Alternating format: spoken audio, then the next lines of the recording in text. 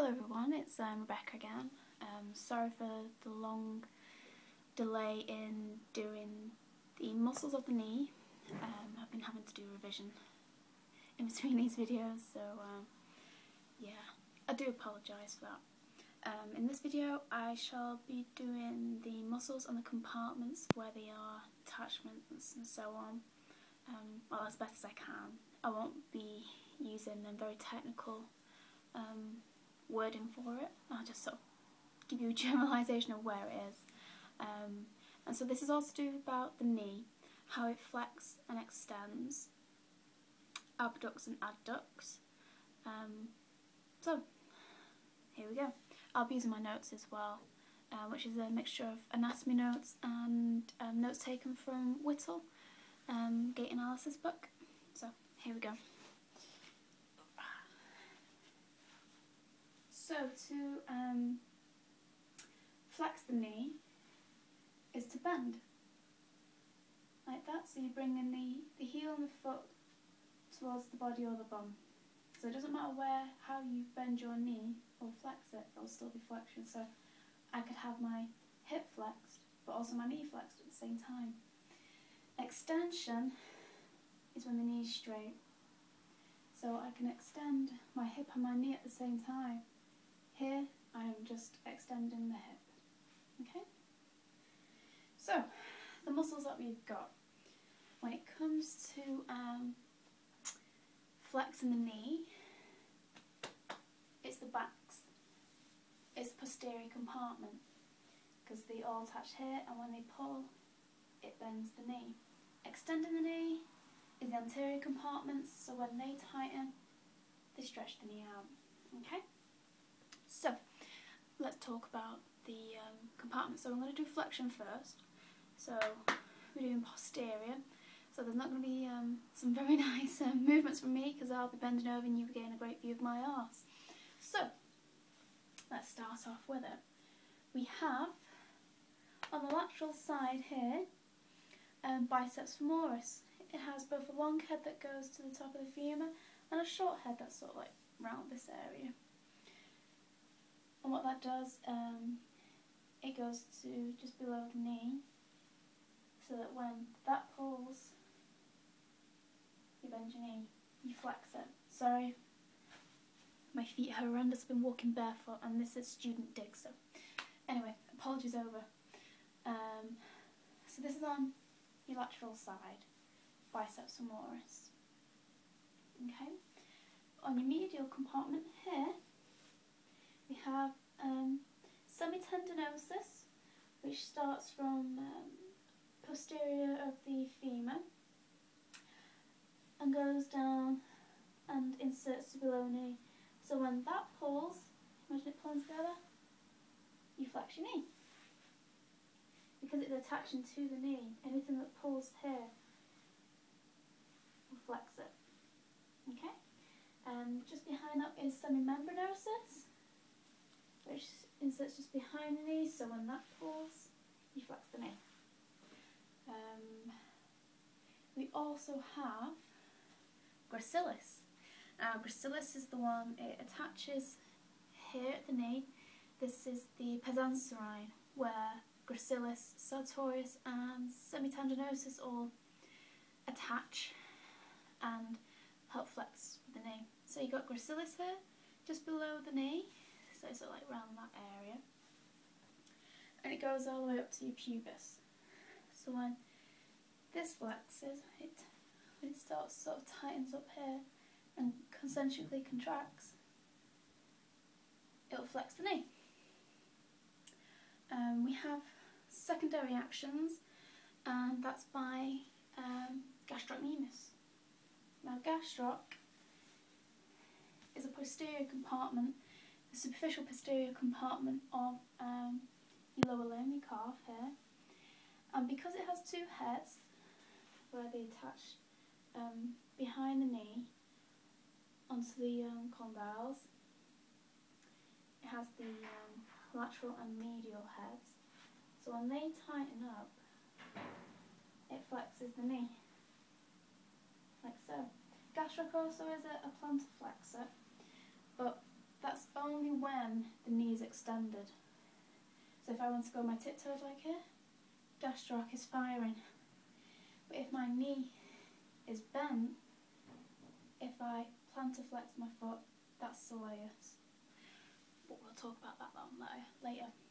So at the moment, to flex the knee, the gastroc will completely contract, tighten up, and help with flexion. It is its secondary action. And we have sartorius. Let me just hide my fat knees. Sartorius is the one that snakes around. So it goes into the pons serine here, your medial compartment of the knee. Snakes up over rectus femoris and into your ilium, so the tuberosity here of the iliac. You know, you've got your hip, the iliac crest there, ilium. So it can tighten up a bit. Here, remember, secondary action, because it's at the knee, you'll have an action on the knee, so when that tightens up, the knee will flex. Okay? And we also have popliteal. Now that is also posterior of your calf, and it's a muscle that it attaches to sort of the, let me just double check, the precise section of popliteus. So I do want to get this correct. So popliteus is on the lateral condyle of the femur. So here, just above the knee, the muscle attaches, snakes round, and goes to the medial side of the tibia. So because it's in this area, do I have a strip or something to try and show? I'll use a tissue. There we go.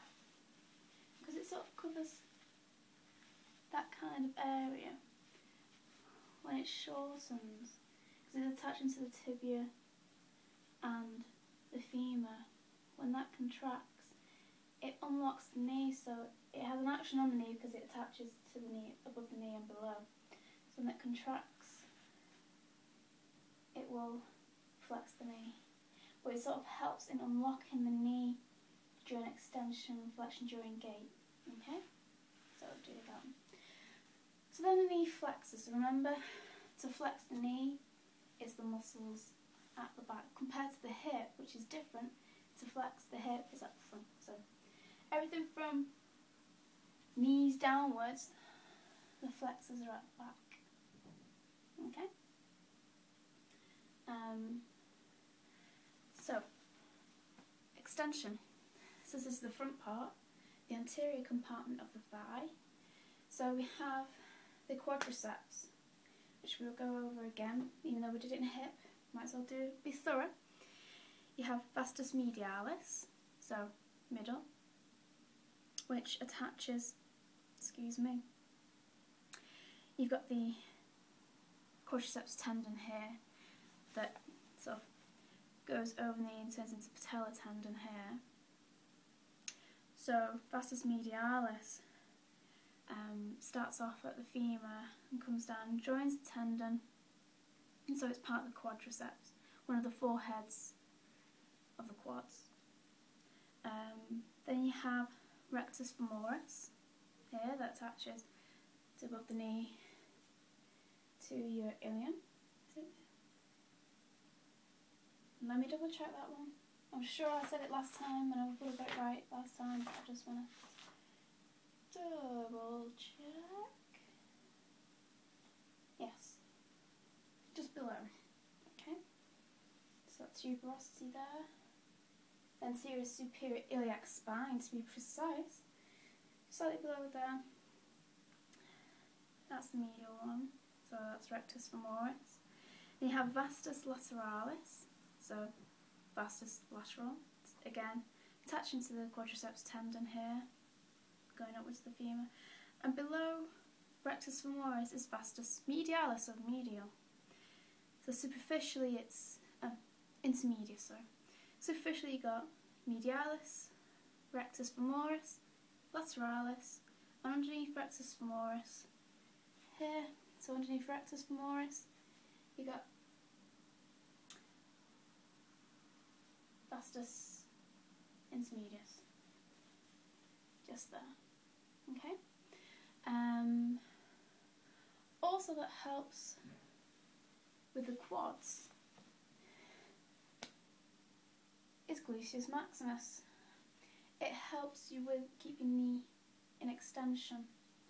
So when it's out, say in front,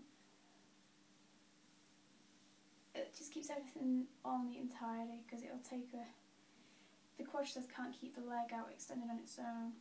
It needs the help from gluteus maximus here to keep you sort of balanced in a way. Okay, so abduction is taking the knee away from the body, same sort of motion as with the hip. And for this we have the tensor fasciolata, so that's the little muscle here at the front that attaches to superior iliac spine. There. Then it joins the iliotibial band, so it comes say towards this yellow band here. The iliotibial goes from the ilium to the tibia. Okay, so that's below the knee, so it'll have an action on the knee. It goes along there, so that when that concentrically contracts there and tightens up, you abduct the knee away, like that. Abduction.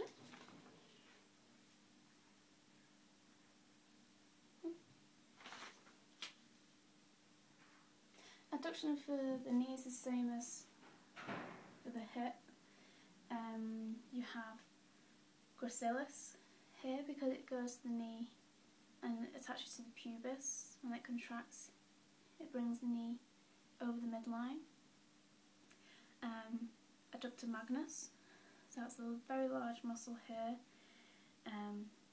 When that contracts, that also does the same. So you got brevis and longus here because they attach to the femur at the top. Pull out because of the adducting the hip. The knee is moving with it anyway. Okay, so those two actions go together. And okay, external rotation. So that's bringing the knee outwards. It's external, and that's internal.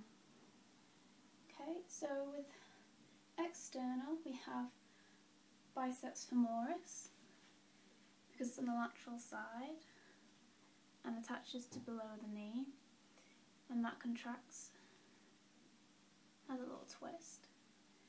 Same with gastrocnemius because it's got a lateral head and attaching onto the femur above the knee, that can contract and help with that twist. The internal rotation, sorry I'm making this quick because the videos have to be 15 minutes long for YouTube. So internal rotation, you have all the medial compartments and posterior.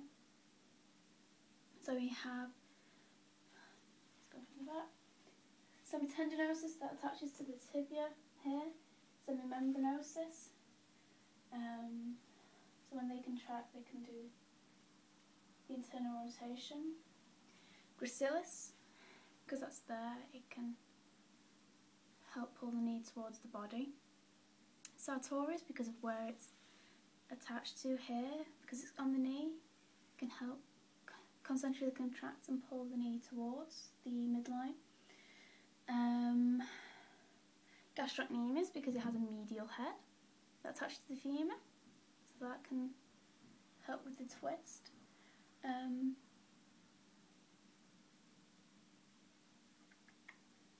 look which ones. And popliteus. It internally rotates the tibia at the beginning of flexion and unlocks the knee extension. I don't know why I've put that in internal rotation, but maybe because it internally rotates the tibia rather than the knee. Okay, so that's the muscles and where they are. So I shall do how that translates into game, and I look forward to speaking to you soon. Bye.